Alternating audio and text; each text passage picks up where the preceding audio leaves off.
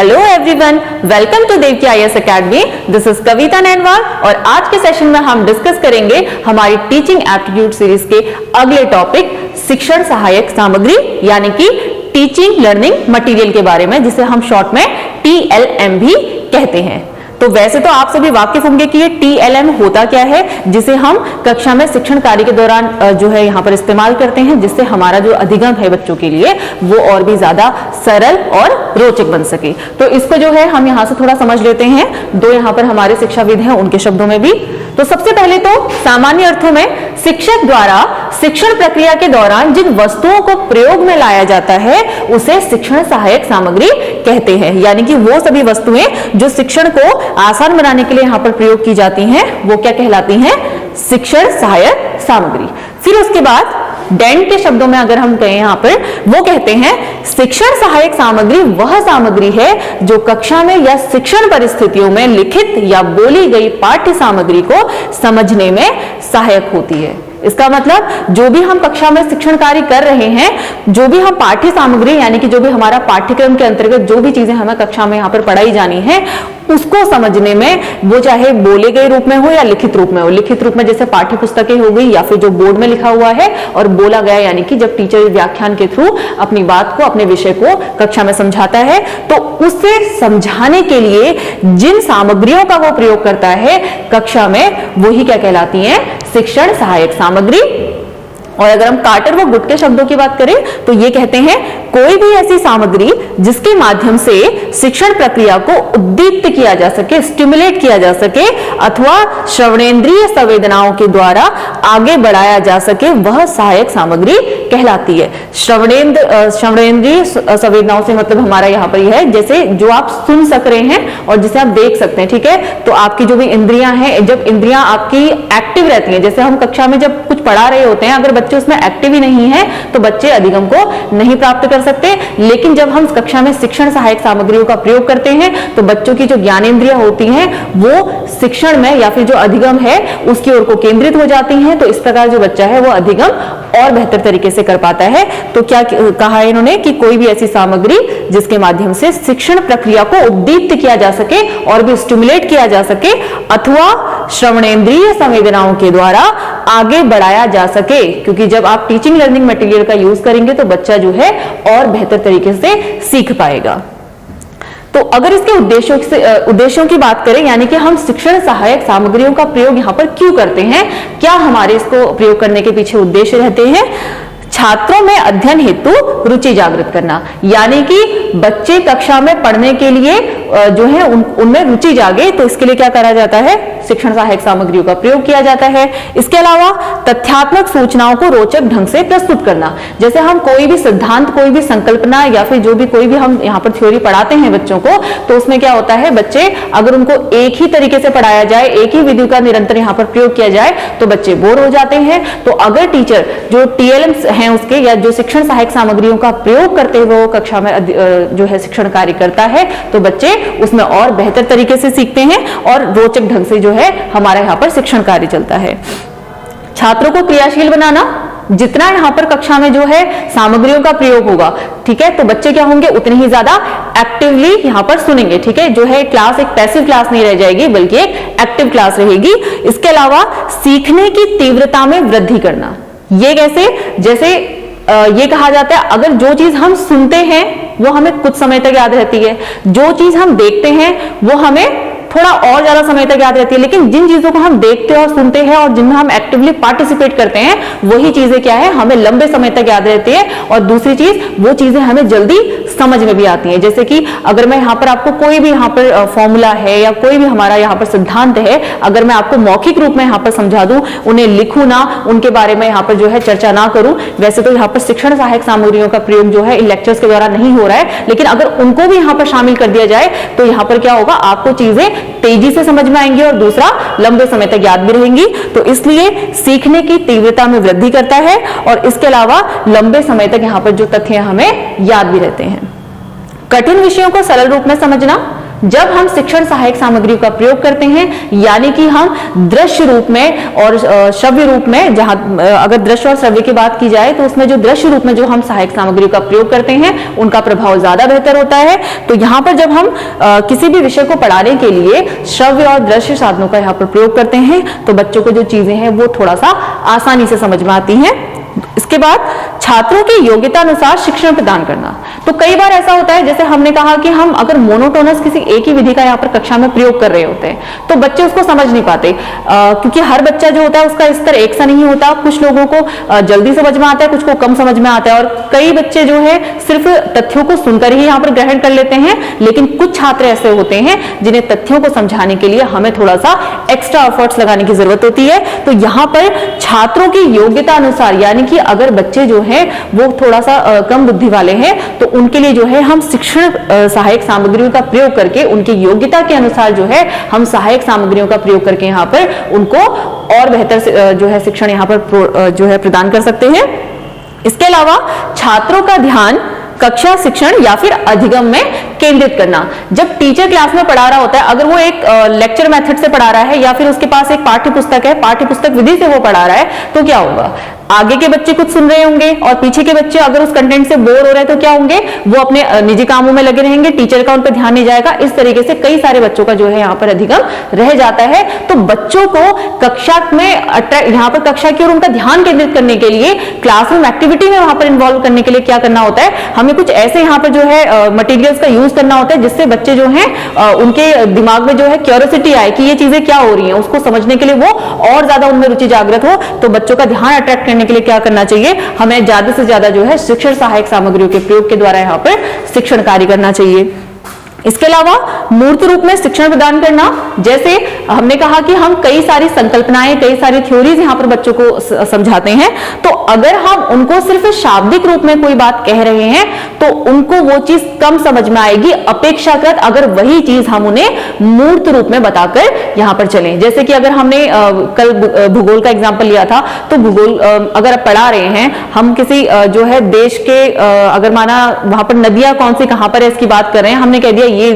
पूर्व में है, ये देश यहाँ पर पश्चिम में है, ये नदी यहाँ बहती है, वो नदी वहां बहती है, हमने शब्दों में कह दिया, तो बच्चों को दिशा का यहाँ पर समझ में नहीं आएगा। अगर वही चीज उनको हम ग्लोब या फिर मानचित्र के माध्यम से उनके समक्ष रख करके बताए कि अब यहाँ पर जो है ये वाला देश अवस्थित है, इस देश के पास से ये वाली नदी बहती है, तो जब मूर्त रूप में बच्चे उस चीज को देखेंगे तो बच्चे जो है बेहतर तरीके से उस पॉइंट को, उस जो संकल्पना है या जो भी हम समझाना चाह रहे बच्चे को, वो समझ पाएंगे। तो मूर्त रूप में जो है शिक्षण प्रदान करने के लिए भी हम TLM का यूज कर सकते हैं। इसके अलावा छात्रों की निरीक्षण शक्ति का विकास करना, ठीक है। तो निरीक्षण शक्ति यानी कि जो है बच्चों की यहाँ पर ऑब्जर्वेशन जो स्किल है, ऑब्जर्वेशन पावर है, उसको भी यहाँ पर क्या करना, डेवलप करना, उसका विकास करना। कैसे, क्योंकि अगर हम निश्चित रूप से अगर शिक्षण सहायक सामग्री को हम बच्चों के समक्ष प्रस्तुत कर रहे हैं तो क्या होगा, बच्चे उस चीज को ऑब्जर्व करके जो है सीखना यहाँ पर हो पाएगा, ठीक है। तो ये कुछ हमारे उद्देश्य रहे कि हम शिक्षण सहायक सामग्री को यहाँ पर क्यों प्रयोग करते हैं अपने शिक्षण के दौरान। इसके अलावा क्या हमारे शिक्षण सहायक सामग्री की विशेषताएं होती हैं वो जान लेते हैं। जैसे बिना कम लागत द्वारा प्राप्त, तो जो हमारा शिक्षण सहायक सामग्री है या तो बिना लागत के प्राप्त हो या फिर कम लागत में प्राप्त हो जाए। अब ऐसा नहीं कि अगर हमें कक्षा में शिक्षण प्रोवाइड करना है और हमारा टीचिंग लर्निंग मटेरियल इतना ज्यादा महंगा है कि वो क्या होगा, मतलब उसकी इफेक्टिवनेस ओवरऑल क्या हो जाती है, खत्म हो जाती है। क्यों, क्योंकि मतलब हमारा जो है वो जो भी हम यहाँ पर शिक्षण सहायक सामग्री को यहाँ पर प्रयोग कर रहे हैं वो कैसी होनी चाहिए, कॉस्ट इफेक्टिव भी होनी चाहिए, ठीक है। कम से कम लागत में हम किस प्रकार से जो है बच्चों को अच्छे से अच्छा शिक्षण प्रोवाइड कर सके, ये भी एक लक्ष्य होना चाहिए। इसके अलावा बहुउद्देशीय सामग्री, ठीक है। तो जो हमारी शिक्षण सहायक सामग्री हम प्रयोग कर रहे हैं वो बहुउद्देशीय होनी चाहिए, यानी कि उसमें क्या क्या चीजें ध्यान में रखी जानी चाहिए, जैसे कि उसका आकार कैसा है, ठीक है। अब कक्षा जितनी बड़ी होगी हमें जो TLM यूज करना है वो भी उसी के अनुसार इस्तेमाल करना है। जैसे अगर छोटी कक्षा है, छोटा कक्षा है, कम बच्चे हैं, तो वहां पर हम छोटे आकार की सामग्री भी यूज कर सकते हैं, और बड़ी कक्षा है तो उसके लिए हमें अपेक्षाकृत बड़ी सामग्री की यहाँ पर आवश्यकता होगी। उसके अलावा रंगों का ध्यान रखना है। अब जैसे हमने कहा, हमने भूगोल में नदियों के बारे में बताया, ठीक है, और उसी में हम जो है वहां पर फसलों के बारे में भी बता रहे हैं। अब हम अगर अलग अलग रंगों का प्रयोग नहीं करेंगे तो हम वहां पर अलग अलग चीजों को डिफरेंशिएट नहीं कर पाएंगे, ठीक है। तो डिफरेंशिएट करने के लिए और उसके साथ ही अपने सहायक सामग्री को और ज्यादा आकर्षक बनाने के लिए भी यहाँ पर रंगों का प्रयोग करना चाहिए, क्योंकि जितनी आकर्षक आपकी सहायक सामग्री होगी बच्चे उतनी ही रुचि के साथ उतने ही ध्यान केंद्रित करके आपके शिक्षण की ओर ध्यान देंगे। इसके अलावा कलात्मकता, यानी कि जितना आर्टिस्टिक आपका जो है टीचिंग मटेरियल हो सकता है वो हमें बनाना चाहिए। एक से अधिक कक्षा या एक से अधिक विषयों या फिर एक से अधिक पाठों में प्रयोग, यानी कि टीएलएम ऐसा बना सकते हैं जो कि एक से अधिक कक्षा में प्रयोग किया जा सके। जैसे कि हमारे कुछ ऐसे सब्जेक्ट्स हैं जो कि आपके कई सारे स्तरों पर पढ़ाए जाते हैं। जैसे गणित में हमें भिन्न पढ़ाना है, ठीक है, तो भिन्न के लिए हम एक चार्ट बना रहे हैं। जैसे हमने कहा एक चार्ट आपने बनाया या कोई भी गोला बना लिया, आपने कुछ भी बना लिया, उसके कुछ हिस्से कर दिए, ठीक है, तो हमने फिर एक ऐसे कुछ को कलर करके बता दिया कि ये क्या है आपका। जैसे यहाँ पर टोटल कितने खाने हैं, 8 खाने हैं, तो एक खाना आपका 1/8 होगा। लेकिन यही चीजें आपको अगली कक्षाओं में भी पढ़ानी होती हैं, तो आप क्या कर सकते हैं, वो चार्ट पे जो आपने भिन्न को जो है ऐसे इस तरीके से यहाँ पर प्रेजेंट किया है, उसको आप कक्षा 3, 4, 5 अलग अलग कक्षाओं के लिए यहाँ पर यूज कर सकते हैं। यानी कि आप एक ही टीएलएम के द्वारा अलग अलग कक्षाओं में यहाँ पर पाठ कर सकते हैं। इसके अलावा अलग अलग विषयों को पढ़ाया जा सके, ठीक है। जैसे कुछ सब्जेक्ट्स हमारे हैं,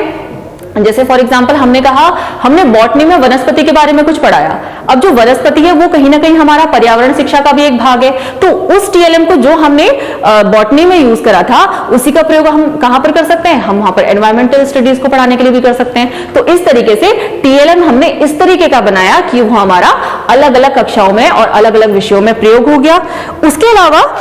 एक से अधिक पाठों में भी इसका प्रयोग कर सकते हैं। जैसे कि भूगोल विषय में आपने एक मानचित्र बनाया जिसमें आपने अलग अलग चीजों को दर्शाया है, आपने नदियों को दर्शाया है, आपने देशों को दर्शाया है, महाद्वीपों को दर्शाया है, सारी चीजें एक ही में है, ठीक है। तो एक बार आपने जिस चैप्टर में आपका देशों के बारे में बताया गया है आपने वहां पर इस्तेमाल कर लिया मानचित्र का। इसके बाद अगले चैप्टर में जहां पर नदियों के बारे में बताया गया है वहां आपने उसका इस्तेमाल कर लिया। इसके अलावा फिर अगले में जहां पर माना कौन सी जो है खदानें कहां कहां पर हैं उसके बारे में बताया गया है, तो वो भी आपने उस चैप्टर में यूज कर लिया। तो एक ही मानचित्र का भूगोल के अलग अलग चैप्टर्स में आपने इस्तेमाल कर लिया। ऐसे हमारे विज्ञान में जैसे अगर फिजिक्स की बात की जाए, कुछ ऐसे जैसे इलेक्ट्रॉनिक्स पे आपके अलग अलग टॉपिक्स होते हैं, ठीक है, तो आप हो सकता है वहां पर कोई ऐसा जो है कॉमन फॉर्मूला या फिर कॉमन आपका थ्योरी यूज हो रही हो, उसको भी आप जो है एक ही यहां पर इंस्ट्रूमेंट के थ्रू अलग अलग यूनिट्स में बता सकते हैं। तो इस प्रकार से एक से अधिक पाठों में भी हम इसका प्रयोग कर सकते हैं। इसके अलावा क्या विशेषता हो सकती है,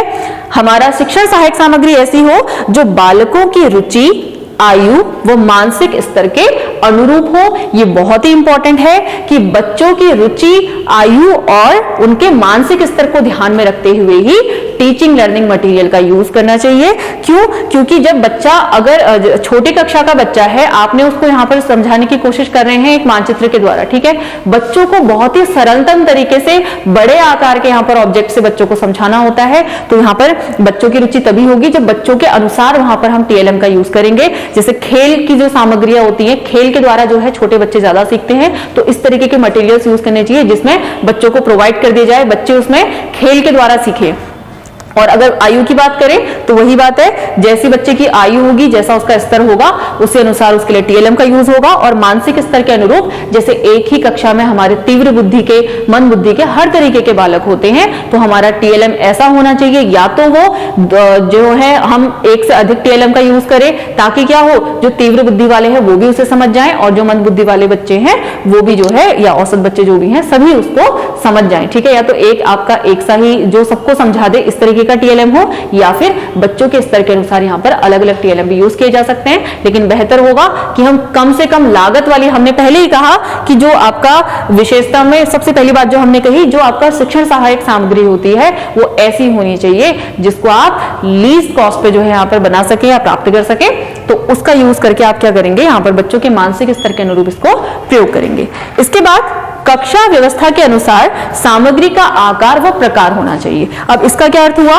कक्षा व्यवस्था यानी कि कक्षा का साइज कैसा है, ठीक है। अगर बड़ा कक्षा कक्ष है और उसमें जो छात्र संख्या है वो बहुत अधिक है, तो वहां पर क्या होगा, वहां पर हमें जो हमारे शिक्षण सहायक सामग्री है उसका आकार भी बड़ा रखना होगा, ताकि बच्चे जो है आसानी से देख पाए और उसे समझ पाए। और वहीं अगर कक्षा छोटी है तो वहां पर क्या होगा, हमारी शिक्षण सहायक सामग्री का आकार भी उसके अनुसार ही छोटा और रोचक बनाना चाहिए, ठीक है, और प्रकार भी उसी अनुरूप होना चाहिए।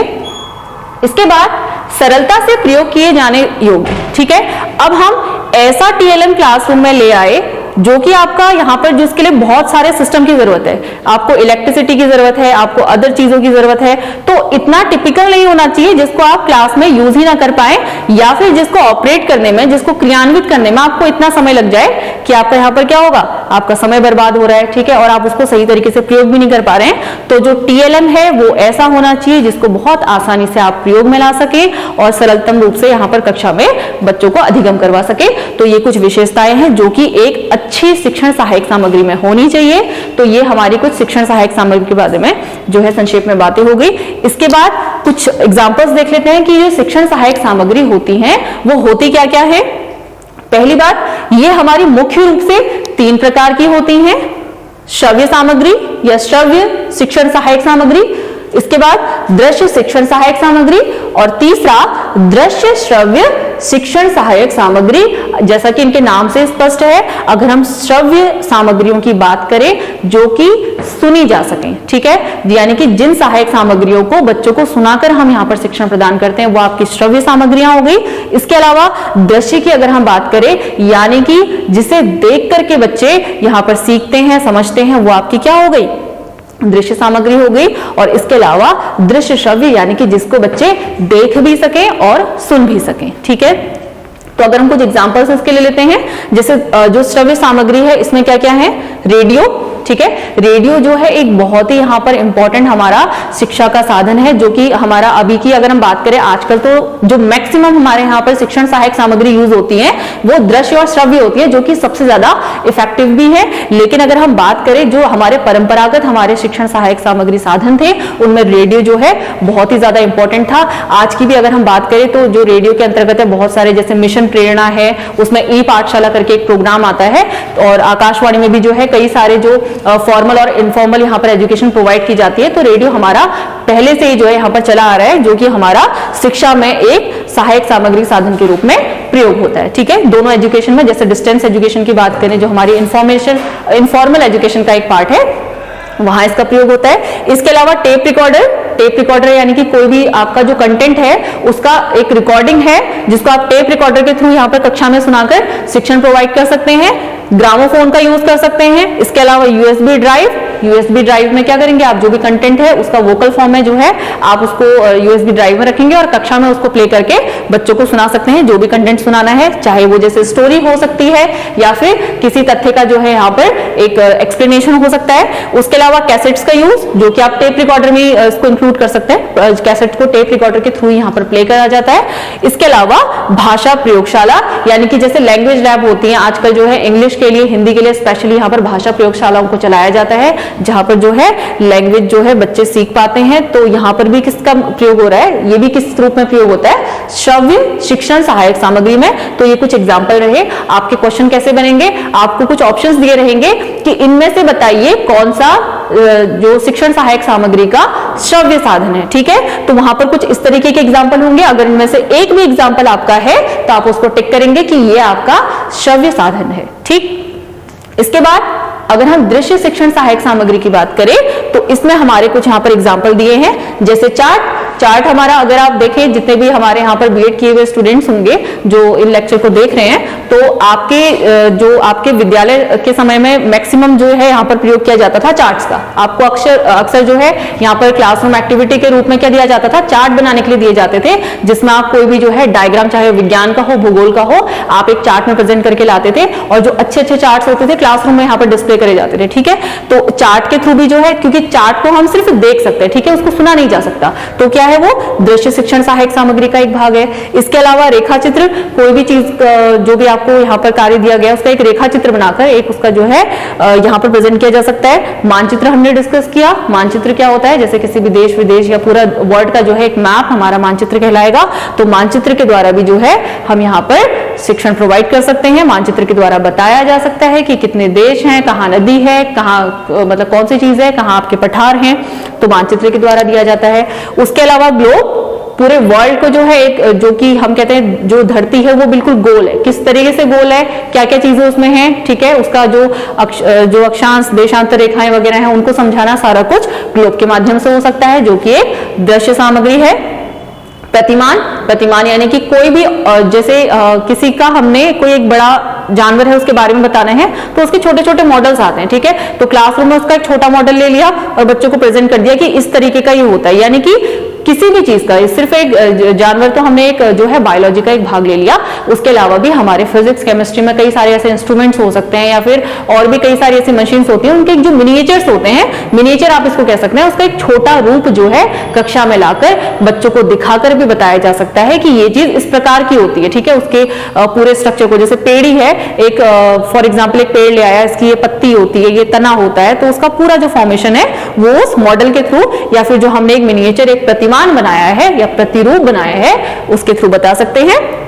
स्लाइड्स, स्लाइड्स कैसे होती हैं, जैसे कि आजकल बहुत सारे स्मार्ट बोर्ड, ओवरहेड प्रोजेक्टर वगैरह यहाँ पर इस्तेमाल होते हैं, तो उन प्रोजेक्टर के थ्रू या जो स्मार्ट बोर्ड्स हैं उनके थ्रू क्या करा जाता है, जो आपकी स्लाइड्स होती हैं वो यहाँ पर डिस्प्ले की जाती हैं। बच्चे उन स्लाइड्स को देखकर, जिसमें हमारा कुछ लिखित कंटेंट भी होंगे, लिखित कंटेंट के अलावा आपका क्या होगा, उसके अलावा आपके कुछ चित्र होंगे जिन्हें देखकर बच्चे यहाँ पर सीखते हैं, समझते हैं। ग्राफ के माध्यम से सिखाया जा सकता है, ठीक है, अगर जैसे हमें कोई डेटा है उसका जो है प्रेजेंटेशन हमें एक ग्राफ के माध्यम से करना है, जैसे कि हम जनसंख्या की अगर बात करते हैं, हम देखते हैं कि हर साल जैसे जनसंख्या का ग्राफ बनता है तो हर साल ये क्या हो रही है, बढ़ती जा रही है, ठीक है, तो इस तरीके से ग्राफिकल फॉर्म में हम किसी डेटा को यहाँ पर बता सकते हैं। इसके अलावा और भी चीजों के बारे में ग्राफ के थ्रू बताया जा सकता है, जैसे कि कहाँ पर किसी चीज का कितना उत्पादन हो रहा है वगैरह, ठीक है, तो ये क्या है, दृश्य सामग्री है। इसके अलावा फ्लैश कार्ड, ठीक है, फ्लैश कार्ड्स क्या होते हैं, जैसे आप कोई भी जैसे इंग्लिश अगर लैंग्वेज की बात की जाए उसमें क्या होंगे, जैसे कुछ वर्ड्स के फ्लैश कार्ड बना दिए जाते हैं, ए से स्टार्ट होने वाले वर्ड्स कुछ ऐसे उनके जो है कार्ड वगैरह बने रहते हैं, एक सिस्टम जैसा होता है, मतलब अलग अलग वर्ड्स जो होंगे आपके कार्ड्स फॉर्म में होंगे, ठीक है, तो बच्चा उसमें से एक कार्ड उठाएगा, उसको निकाल के देखेगा कि हाँ इसमें ये वर्ड लिखा हुआ है, तो उस वर्ड के बारे में फिर उसको नॉलेज मिलेगी कि इसका अर्थ ये है। इस तरीके से कुछ कार्ड बने होते हैं, जैसे एक ये बना दिया, कुछ भी बताने, जैसे फॉर ए फॉर अर्थमेटिक है, फिर अर्थमेटिक क्या है, विषय है या जो भी चीजें हैं इसके बारे में इस कार्ड में लिखा होगा, तो इस तरीके से कुछ फ्लैश कार्ड वगैरह होते हैं। इसके अलावा पत्र पत्रिकाएं, अधिकतर पुस्तकालयों में जो है आपको समाचार पत्र और जो पत्र पत्रिकाएं हैं वो यहाँ पर मिलेंगी, और इन्हें पढ़कर भी, क्योंकि ये इनको पढ़ रहे हैं, कैसे पढ़ रहे हैं, देखकर पढ़ रहे हैं, ठीक है, तो एक दृश्य साधन है जिसको पढ़कर भी बच्चा जो है अपनी जो नॉलेज को एनहांस कर सकता है, जैसे डेली जो भी करंट अफेयर्स जो हम सीखते हैं उसके बारे में भी बच्चा जान सकता है। इसके अलावा वास्तविक पदार्थ, अगर कुछ छोटे ऑब्जेक्ट है, ठीक है, जैसे ग्लोब तो हमारा किसका मिनिएचर हो गया, हमारी पूरी अर्थ का मिनिएचर हो गया, लेकिन कुछ चीजें जैसे हमने कहा कि आर्किमिडीज का प्रिंसिपल हमें एक्सप्लेन करना है, तो हम क्या कर सकते हैं, हम रियल ऑब्जेक्ट को क्लास में दिखाकर भी बच्चे को सिखा सकते हैं, ठीक है, तो ऐसी चीजें जिनको आप लाइव क्लास में लाकर सिखा सकते हैं उनको भी आप एज अ दृश्य जो है शिक्षण सहायक सामग्री यहाँ पर प्रयोग कर सकते हैं, ठीक है। इसके अलावा फिल्म स्ट्रिप, ठीक है, फिल्म स्ट्रिप भी आपका स्लाइड की तरह ही है, जैसे कोई भी चीज आप जो है पिक्चराइज फॉर्म में जो है उसकी एक फिल्म बनाएंगे, यानी कि आप पिक्चर टू पिक्चर जो है आपकी चीजें कनेक्ट होंगी, उनको आप बाद में प्रोजेक्टर के थ्रू या स्मार्ट बोर्ड पे आप यहाँ पर डिस्प्ले कर सकते हैं। पाठ्य पुस्तकें, जो कि एक बहुत ही परंपरागत और पुराना यहाँ पर साधन है, जो कक्षा में पाठ्य पुस्तक का प्रयोग टीचर करते हैं, हर बच्चे के पास पाठ्य पुस्तक होती है जिसमें लिखित सामग्री और जो चित्रित सामग्री होती है उसे देखकर बच्चा यहाँ पर सीख सकता है। इसके अलावा बुलेटिन बोर्ड, आजकल कक्षाओं में देखा होगा हर एक कक्षा में यहाँ पर बुलेटिन बोर्ड लगाया जाता है, जिसमें बच्चे जो है रोज कुछ ना कुछ नई चीजें यहाँ पर डिस्प्ले करते हैं, जैसे कि कोई नया थॉट हो सकता है, कोई नया सिद्धांत हो सकता है, और जो अभी वर्तमान में कोई ऐसी घटित घटनाएं हो रही हैं तो उसके बारे में जानकारी जो है वो एक बुलेटिन बोर्ड वहां पर हर कक्षा में लगा रहता है, तो वहां पर जो है चिपका दी जाती है। तो जितने भी अदर बच्चे हैं, जैसे एक बच्चे ने कोई चीज समझी या सीख कर आया, उसने बुलेटिन बोर्ड पे लगाया, अदर बच्चे भी उसको देखकर क्या करते हैं, वहां पर से सीखते हैं। तो इस प्रकार से एक दृश्य जो यहाँ पर सामग्री है उसके द्वारा भी यहाँ पर अध्ययन हो सकता है। इसके अतिरिक्त समय समय पर भ्रमण और यात्राओं पर जो है आजकल जो है अलग अलग टूर बनाए जाते हैं, एजुकेशनल टूर बनाए जाते हैं, जहां पर जो टीचर्स होते हैं शैक्षिक भ्रमण पर छात्रों को ले जाते हैं और बच्चे वहां पर एनवायरनमेंट में जो भी चीजें हैं वहां देख करके कुछ ना कुछ सीखते हैं। इसके अलावा संग्रहालय, ठीक है, यानी कि जो भी म्यूजियम्स होते हैं जैसे अलग अलग हो सकते हैं, पुरातत्व विभाग के हो सकते हैं या फिर किसी और चीज के होंगे, तो वहां संग्रहालय में भी जाकर देख करके बच्चे पुरानी चीजों के बारे में जानते हैं। तो इस तरीके से ये हमारी क्या हो गई, दृश्य सामग्रियां हो गई, जिसके द्वारा शिक्षण को यहाँ पर सरल बनाया जा सकता है। अगर इफेक्टिवनेस देखें तो दृश्य सामग्री जो होगी वो श्रव्य से ज्यादा इफेक्टिव होती है, क्योंकि हमने कहा जो हम सुनकर सीखते हैं उससे बेहतर हम कब सीख पाते हैं, जब हम चीजों को देखते हैं। यानी कि जैसे अगर मैं आपको किसी एग्जाम्पल के बारे में अभी यहाँ पर बता दूं, सिर्फ वर्बली बता दूं, तो आप इतना नहीं समझेंगे, लेकिन अगर उसी चीज का प्रेजेंटेशन लाइव फॉर्म में यहाँ पर किया जाता या दृश्य रूप में किया जाता तो आप उसको थोड़ा और बेहतर समझते। इसके अलावा दृश्य श्रव्य साधन की बात करें, जो कि इन तीनों में सबसे ज्यादा इफेक्टिव है, ठीक है, क्योंकि जिस चीज को हम सुनते हैं थोड़ा कम सीखते हैं, जिसे हम सिर्फ देखते हैं उसे उससे थोड़ा बेहतर सीखते हैं, लेकिन जिन चीजों को हम देख भी रहे हैं, सुन भी रहे हैं, उनको हम और बेहतर तरीके से सीख पाते हैं। और आजकल सबसे अधिक प्रयोग अगर शिक्षा में किसी का हो रहा है तो वो दृश्य श्रव्य जो है सामग्रियों का ही होता है। तो इसमें जो एग्जांपल्स हैं, जैसे सबसे पहला टेलीविजन की बात करें तो हमारे टेलीविजन में अगर भारत में बात करें तो डीडी जो नेशनल है उसके अंतर्गत कई सारे हमारे वहां पर चैनल हैं, जैसे आपका जो है डीडी ज्ञान दर्शन है, किसानों के लिए डीडी किसान है, डीडी भारती है, तो उस पर कई सारे चैनल्स, कई सारे प्रोग्राम ऐसे रन कराए जाते हैं जो कि शिक्षण प्रोवाइड करते हैं। ना सिर्फ आपकी जो इनफॉर्मल एजुकेशन के लिए वो होता ही है, जो दूरस्थ शिक्षा वाले जो शिक्षा ग्रहण करते हैं उनके लिए तो वहां पर जो है कुछ प्रोग्राम्स चलते ही हैं, लेकिन कई बार जो है आपका जो स्कूल के विद्यार्थी होते हैं विशेष रूप से कक्षा 9 से 12 तक के लिए, उनके लिए भी जो है यहाँ पर प्रोग्राम रन किया जाता है। जैसे कि अगर बात करें हम बेसिक शिक्षा विभाग की ओर से, अभी जब ये लॉकडाउन चल रहा था तो उस टाइम पे जो परिषदीय विद्यालय थे उनकी ऑनलाइन पढ़ाई के लिए भी जो है यहाँ पर व्यवस्था की गई थी, और दूरदर्शन पर जो है आधे घंटे के यहाँ पर 3 क्लासेस रन कराई जा रही थी, जो कि आपका एक ज्ञानदीप कार्यक्रम होता है। ज्ञानदीप कार्यक्रम के तहत जो है आपकी विज्ञान, अंग्रेजी और एक और विषय था गणित के लिए जो है यहाँ पर आधे घंटे की यहाँ पर कक्षाएं रन करी जाती थी। और मतलब हर स्टेट का अपना अपना था, जैसे डीडी उत्तराखंड की बात करें तो डीडी उत्तराखंड जो है उसने जो है शिक्षा विभाग के साथ यहाँ पर जो उन दोनों का कोलैबोरेट करके जो है उसने एक प्रोग्राम यहाँ पर रन कराया था उत्तराखंड में, जो उत्तराखंड की यहाँ पर शिक्षा व्यवस्था है उसको जो है ऑनलाइन शिक्षा प्रदान करने के लिए, वहां के छात्रों के लिए ऑनलाइन शिक्षा प्रदान करने के लिए वहां पर जो है कुछ प्रोग्राम्स रन कराए गए थे। तो इस तरीके से क्या है, हमारा टेलीविजन जो है बहुत ही एक अच्छा माध्यम है जिसके द्वारा शिक्षण प्रदान किया जाता है। विशेषकर जो हमारे सामने जो लेटेस्ट हमारी परिस्थिति आई थी लॉकडाउन वाली, तो उसमें जो है इसका काफी प्रयोग हुआ, जो कि आपका ये अप्रैल में स्टार्ट हुआ था। अगर पूछा जाए कब स्टार्ट हुआ था, वैसे क्वेश्चन इसके पूछे जाने के चांसेस कम है, लेकिन अप्रैल में जो है आपका एक प्रोग्राम शुरू किया गया था कक्षा 9, 10 और 12वीं कक्षा के लिए, ठीक। इसके बाद कंप्यूटर की अगर बात करें तो कंप्यूटर तो हमारा काफी समय से 90s से यहाँ पर यूज में आ रहा है। जब जो है कंप्यूटर क्रांति भारत में आई थी उसके बाद से जो है धीरे धीरे कंप्यूटरों में जो है यहाँ पे पहले तो कंप्यूटरों का विकास हुआ, उसके बाद हर एक घर तक जो है अब कंप्यूटर पहुंचने लगे हैं, हर बच्चा कंप्यूटर के द्वारा सीखता है, ठीक है।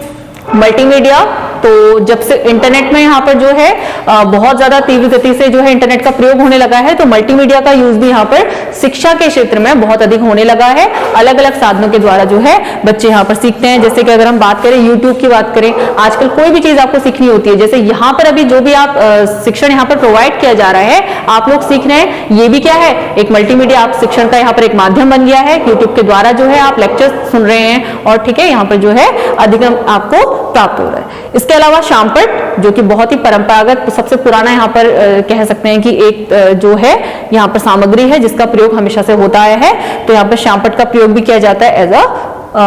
ये जो है शामपट आपका श्रव्य में नहीं आएगा, ठीक है। शामपट का प्रयोग कहाँ होगा, आपका दृश्य में, ठीक है। शामपट, क्योंकि शामपट बोलता नहीं है तो इसको हम सुन नहीं सकते, ठीक है। जिसे सुन नहीं सकते वो आपका दृश्य श्रव्य में नहीं आएगा। ये आपका क्या है, ये आपका एक दृश्य साधन है जिसमें लिखित सामग्री या जिसपे जो भी चित्र वगैरह बनाए जाएंगे उसको आप सुन सकते हैं, तो ये दृश्य साधन है। इसके अलावा प्रदर्शन बोर्ड, ठीक है, डिस्प्ले बोर्ड, डिस्प्ले बोर्ड आपका एक तो हो जाएगा जो स्मार्ट बोर्ड में हम यूज करते हैं, वहां पर एज अ स्मार्ट बोर्ड इसको कह सकते हैं। एक तो सिंपल आपका प्रदर्शन बोर्ड होता है, डिस्प्ले जिसको हम कहते हैं बुलेटिन बोर्ड, ठीक है। तो बुलेटिन बोर्ड अलग है, यहाँ पर प्रदर्शन बोर्ड की जगह हम कह सकते हैं जो एक स्मार्ट बोर्ड होता है। तो स्मार्ट बोर्ड में क्या होता है, आपका कोई भी कंटेंट, वीडियो कंटेंट जो है यहाँ पर प्ले किया जाता है, जिसमें आप श्रव्य और दृश्य दोनों माध्यम से शिक्षण यहाँ पर करते हैं। इसके अलावा चलचित्र सिनेमा, ठीक है, कई सारी ऐसी एजुकेशनल मूवीज होती हैं, जैसे आपको देशभक्ति से संबंधित कोई मूवी दिखानी है, ठीक है, तो भगत सिंह की मूवीज हैं, महात्मा गांधी के ऊपर बनी मूवीज हैं, उनको दिखाया जा सकता है। इसके अलावा उत्तराखंड कल्चर को बताने वाली कुछ मूवीज होंगी, उनको भी यहाँ पर डिस्प्ले करके इसके माध्यम से बच्चों को शिक्षण प्रदान किया जा सकता है उत्तराखंड की संस्कृति के बारे में, ठीक है। संवाद सामग्री, ठीक है, संवाद यानी कि आपसी बातचीत के द्वारा, जैसे कि टेलीकॉन्फ्रेंसिंग की हम बात करें, ठीक है, एक साइड से टीचर वहां पर बात कर रहा है, बच्चे अपनी क्वेरीज रख रहे हैं, तो म्यूचुअल संवाद के द्वारा ही वहां पर शिक्षण कार्य हो रहा है। इसके बाद अगले हम यहाँ पर सामग्री की बात करें, टैबलेट या फिर स्मार्टफोन। आजकल हर बच्चे के हाथ में आप देखेंगे स्मार्टफोन होता है, हर घर में पेरेंट्स के पास तो एटलीस्ट यहाँ पर स्मार्टफोन रहते ही हैं, जिसमें इंटरनेट का प्रयोग करते हुए बच्चे अलग अलग चीजों को जो भी उन्हें सीखना होता है उसके बारे में सर्च करते हैं। जैसे कि आपने जब यहाँ पर आपको जो है टीचिंग एप्टीट्यूड से रिलेटेड कंटेंट चाहिए होगा तो आपने यूट्यूब पर सर्च किया होगा या फिर गूगल सर्च किया होगा, जानकारी ली होगी, ठीक है। तो टैबलेट या स्मार्टफोन में भी आप जो है सर्च करके यहाँ पर चीजें सीख सकते हैं। इसके अलावा प्रयोगशालाएं श्रव्य दृश्य कैसे हैं, जैसे आप अगर बात करें भाषा प्रयोगशाला में आप श्रव्य रूप में इसका प्रयोग होता है, लेकिन क्रियात्मक रूप में दृश्य रूप में भी यहाँ पर इसका प्रयोग होता है, क्योंकि भाषा प्रयोगशाला में मुख्य रूप से आप सुनने के लिए जो है वहां पर जो है वोकल कुछ ऐसा सिस्टम रहता है, वहां पर अलग अलग जो है भाषा को किस तरीके से बोला जाना है ये चीजें सिखाई जाती हैं। तो प्रयोगशालाओं की अगर हम बात करें, जैसे इसमें विज्ञान की प्रयोगशाला है, ठीक है, जो आपकी फिजिक्स लैब है, केमिस्ट्री लैब है, वहां पर आप चीजों को क्या करते हैं, ठीक है, दृश्य श्रव्य दोनों रूप में। यहाँ पर टीचर जो होगा, जैसे मानव स्वर को इसमें ऐड कर लें, यानी कि शिक्षक के स्वर को ऐड कर लें, प्लस आपकी एक्टिविटीज हो रही है जिसको आप देख पा रहे हैं और सुन किस प्रकार से पा रहे हैं, जैसे उसमें कोई भी एक्टिविटी हो रही है तो किस तरह की साउंड है, क्या है, ठीक है, साउंड वाले कुछ इंस्ट्रूमेंट्स होंगे, ठीक है, उसके द्वारा आपको पता चल रहा है कि कार्य किस तरीके से हो रहा है, कोई प्रैक्टिकल किस तरीके से हो रहा है, तो प्रयोगशाला यहाँ पर हो गई। इसके अलावा नाटक खेल, ठीक है, कई बार शिक्षण जो है नाटक खेल द्वारा भी यहाँ पर